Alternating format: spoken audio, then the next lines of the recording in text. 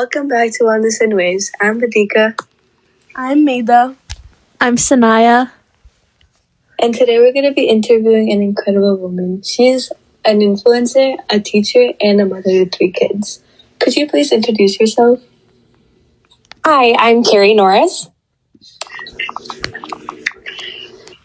How do you balance your roles as an influencer, a teacher, and a mother? That's a hard question, but I when I come home, I make sure it's all about my kids and focus on them.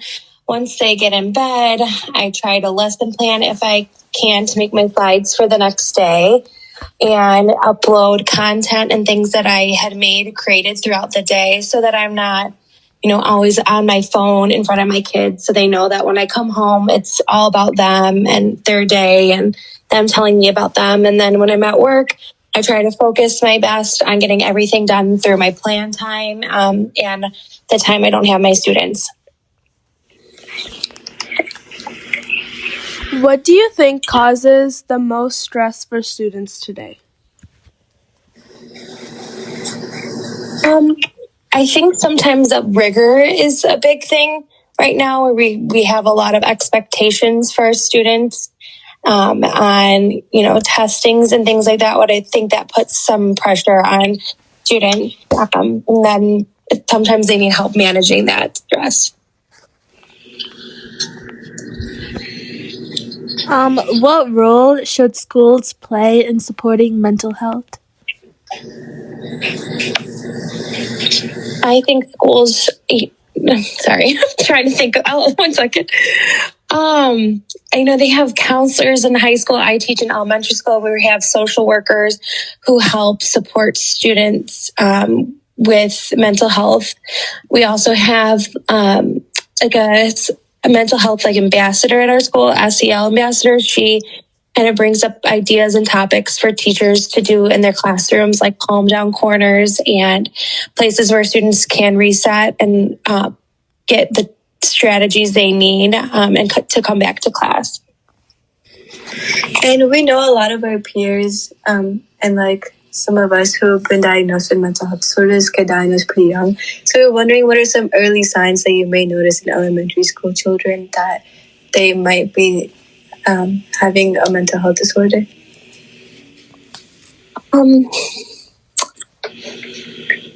I think sometimes it's a lot. It's hard to see when they're young, the intrinsic things going on in their mind, but mostly what we see with young students is more where they I think I'm saying it right, external. So upset, lashing out.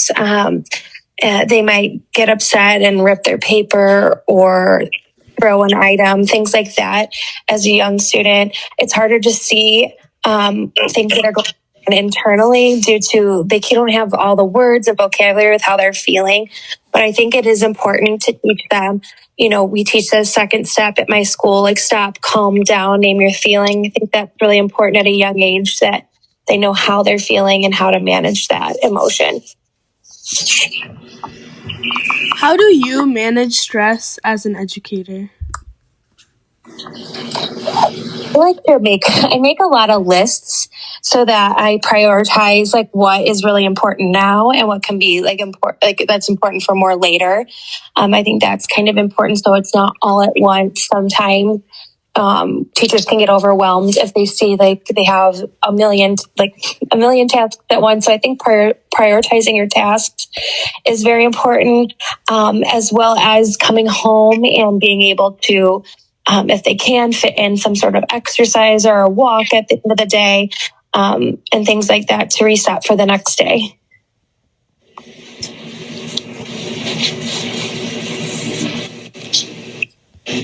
How can students ask for help without feeling embarrassed? I think that they can go to at least a teacher they can trust and maybe they've established a relationship with, so that they feel comfortable in sharing that with a teacher. And I think a teacher should have really good rapport with their students where they can come and ask for that kind of help if they need to. And like, what is one misconception that about mental health and teaching that you wish more people understood?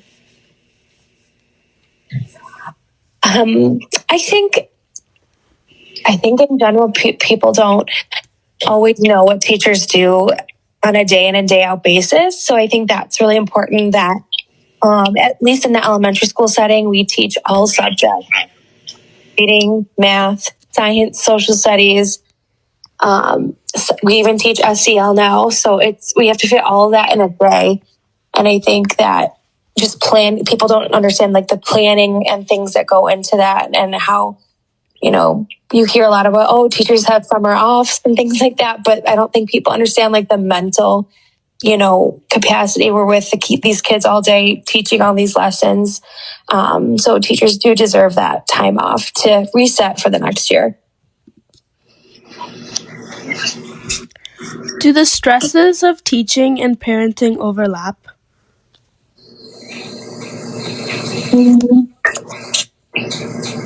Sometimes I think that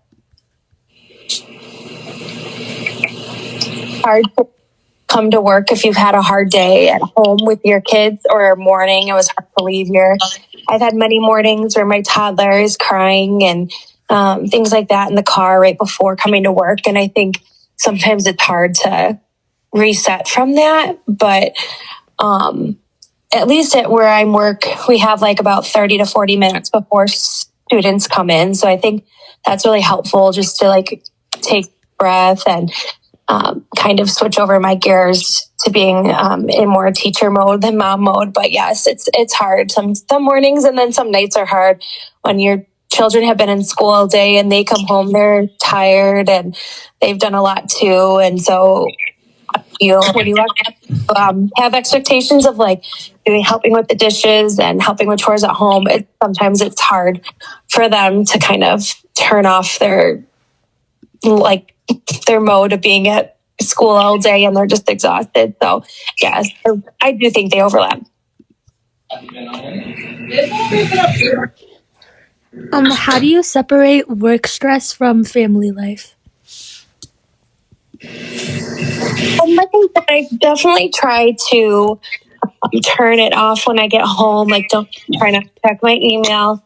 I try not to check my phone as much. I try to be present. We eat dinner together as a family. We help with homework after. And I think it's really important to kind of turn that off and give your family your full attention, because, they haven't seen you all day. They want to see you. They want the whole you without being stressed bringing in your stresses from work and things like that. So I think it's important to kind of turn work off until you have to go back the next day. How do you support your children's mental health well-being at home?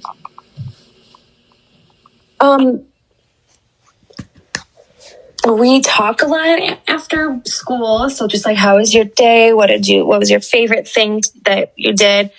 We talk about what friends they played with at lunch or recess or indoor recess. And I think it's really important to know like who your kids are playing with. I think especially when you aren't there as a parent, you don't know if they are having friends and that peer relationship.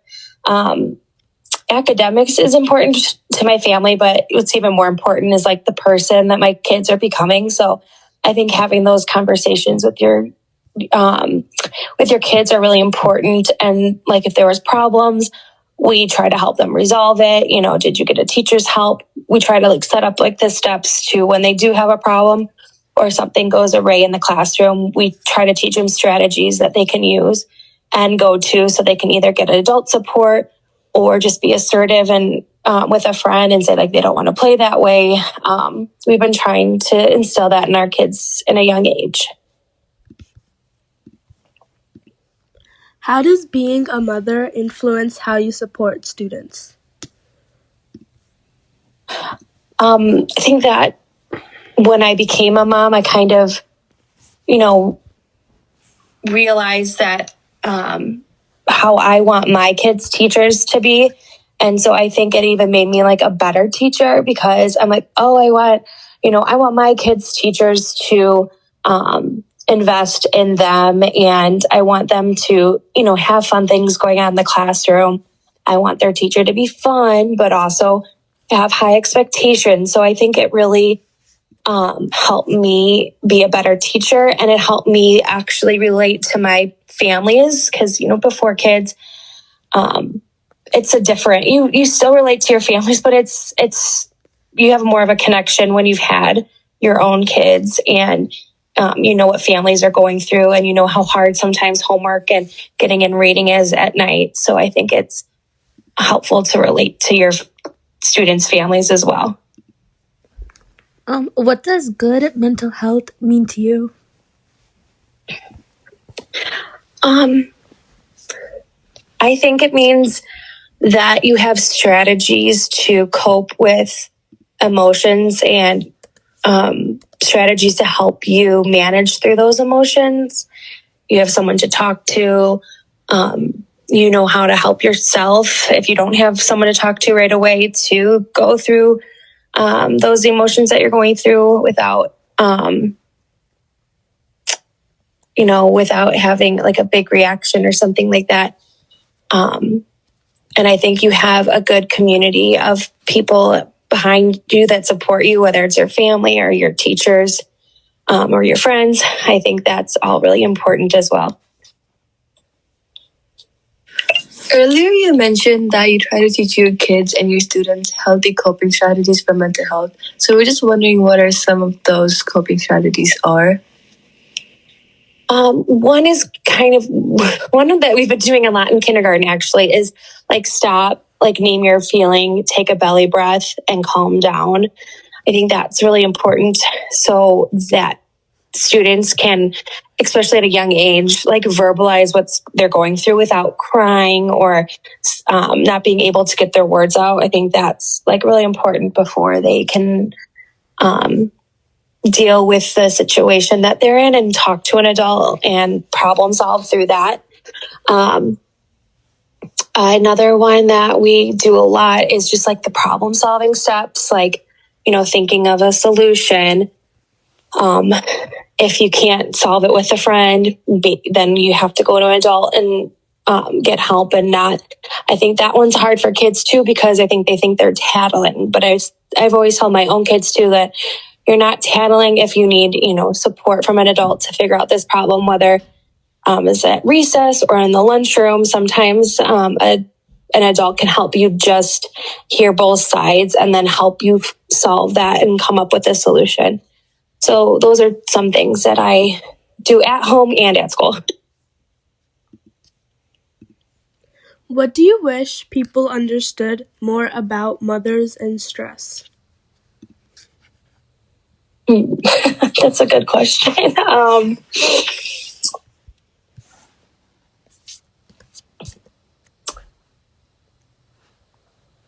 I think that sometimes, it seems like from a societal standpoint that we are supposed to be like doing it all and things like that, which can put a lot of stress on the mom. Whereas like if maybe, a spouse, or maybe if you don't have a spouse, a family member can help take out some of that stress, because if a mom does it all, it's just like, it's a lot. Especially if they're working too. Even when they're not, if they're stay-at-home moms too, it's hard because they might be with their kids all day. So I think it's important to, if you can help, if a family member can help take off some of the stress, or maybe it's just taking their kids for a little bit so they can kind of reset the house and stuff like that. I think that's really important, because I think, moms especially, I think they put a lot of pressure on themselves to, keep things tidy, do all these things for their kids, and it can be a lot. So I think just having a community of people that can support, in any moms, is that whether it's a spouse or a family member, I think that's important. What's the hardest part of balancing responsibilities and self-care?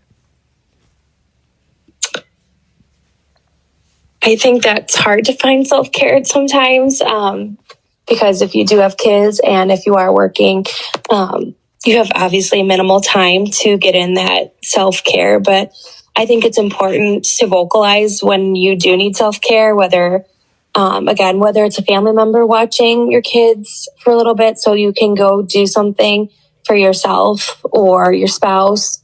But I think it's important for everybody to kind of do something for them and reset every once in a while or every time they can. I try to at night at least read a little bit because I know I enjoy to read, and I think that just like reading and thinking about the book kind of gets your mind off things, and I feel like it resets me and helps me go to sleep at night, and I feel like I get a better sleep. So whether it's something small like that, just trying to get in what you like to do at night.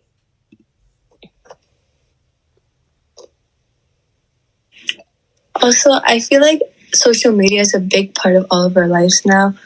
And I was wondering, as a creator, how does social media affect you? Well, I honestly just started creating on social media maybe like this summer.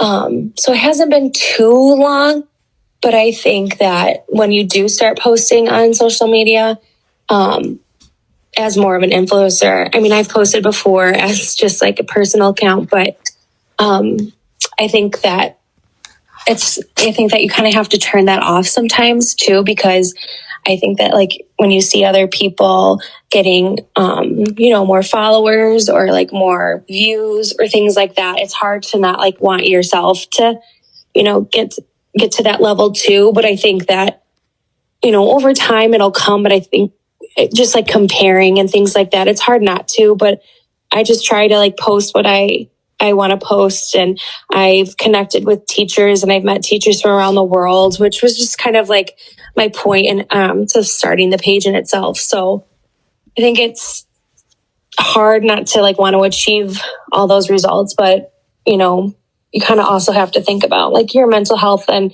how you're doing, and not to like stress and like worry over that kind of thing that you can't control, right? How do you handle negative comments or online pressure?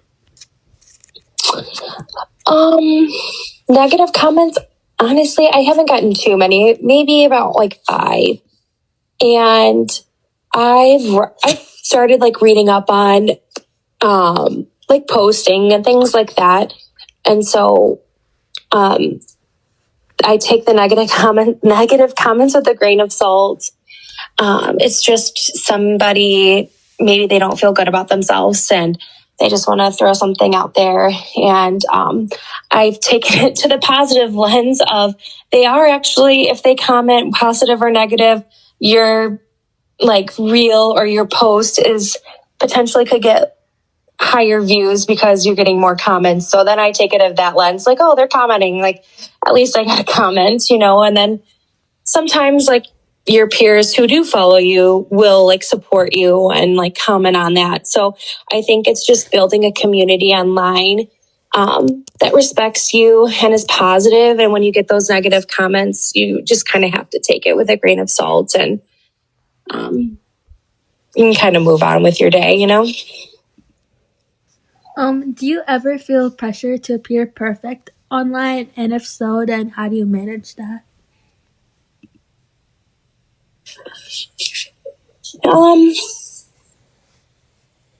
I mean, yes, I never really post when I'm not like wearing makeup and things like that. So I guess in a way, yes, I try to post though sometimes when I'm not, like, cause that's real life and we're not always in makeup and not always looking our best. But I think at my age too, and just like already having a family and being established in my life and things like that, I think that also helps because I'm not looking for all that. I don't know how do you call it? Like comments in that way of like me being perfect and things like that. I don't know. Did I answer? Sorry, I'm trying.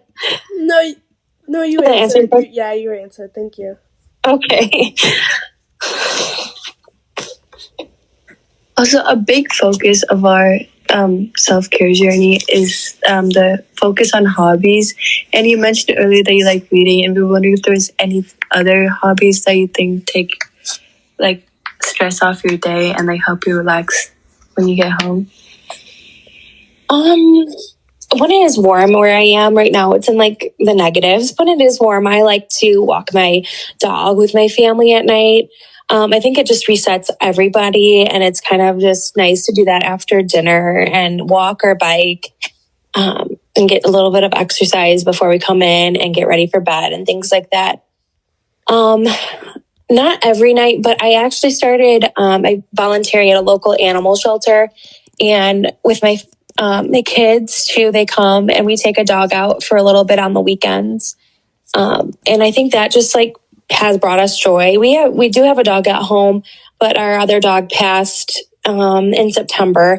They've been wanting another dog, but we're trying to say we have a dog and a cat, and, bringing in another animal is a lot of work and things like that. So we've been kind of doing this, and I think it's brought everybody like joy and like less like a stress reliever. They like bringing the dogs out and walking them and giving them treats. So I think it's like helped all of us kind of look forward to something over the weekend. I'm trying to think when I do like to, when I have time, I do like to scrapbook and put my kids like photos together and books and things like that. But overall, yep, I think that's it. Sometimes shows, like if I don't feel like reading at night, I'll find a show I like on TV. But that's about it, I would say. So you mentioned you have pets. I'm so sorry about your dog, but how do you think pets help relieve stress? I think, well, number one, I feel like they give you, at least dogs, give you motivation to walk when the weather is nice. And I think that in itself, walking your dog gives some stress relief. I think just like playing with them also brings some stress relief. And our dog's not a huge cuddler, but just like petting her and stuff like that, I think brings stress relief. Our cat likes to cuddle, so he'll lay on us and just kind of like when we're watching TV and shows. And I think that just brings a sense of like comfort and like joy that like your animal's like laying with you while you're, watching a show or reading. How do healthy relationships help reduce stress? I think healthy relationships help you kind of have somebody to go to talk it through, whether it's a coworker, friend, or husband or parent. I think it helps if you are going through stress at work or an issue. It's just nice to talk through to somebody who isn't going to like judge you or maybe just give you some healthy advice. I think it's really important to have a go-to person to kind of get it out and kind of talk through it with.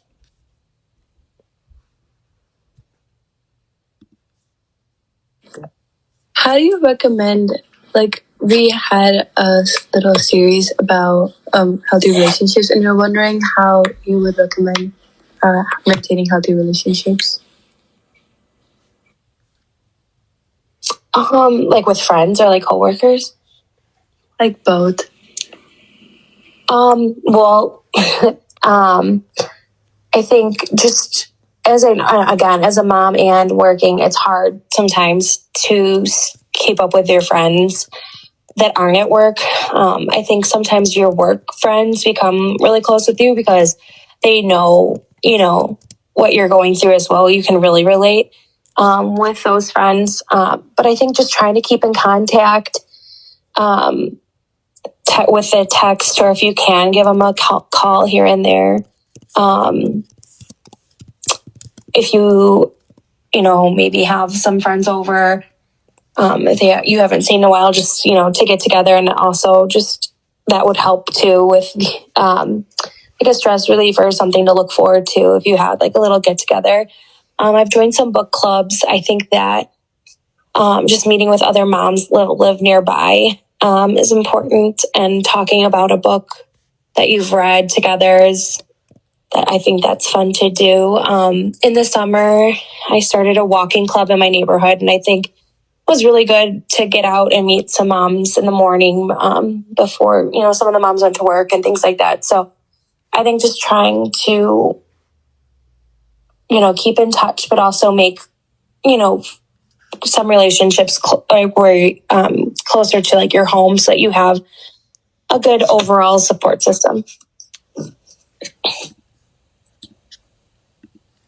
What advice would you give people who are struggling with mental health? I think if you can find somebody to talk to first, talk through it out, and maybe they can help you, find a therapist or mental health specialist that you can go talk to, because I think that's really important to seek help through therapy and things like that if you can't, go through it and help yourself that way. And it's also someone who, I'm trying to think of the word. It's also someone who it's like a judge-free zone. They don't know you. They're going to listen to you and help the best that they can. And I think that's really important to seek help when you need it. That's all the questions we have today. Thank you for joining us today. This is really helpful and insightful. This is the end of our podcast. Welcome. Make sure to join us for our next episode. Bye. Thank you. Bye. Thank you. Bye.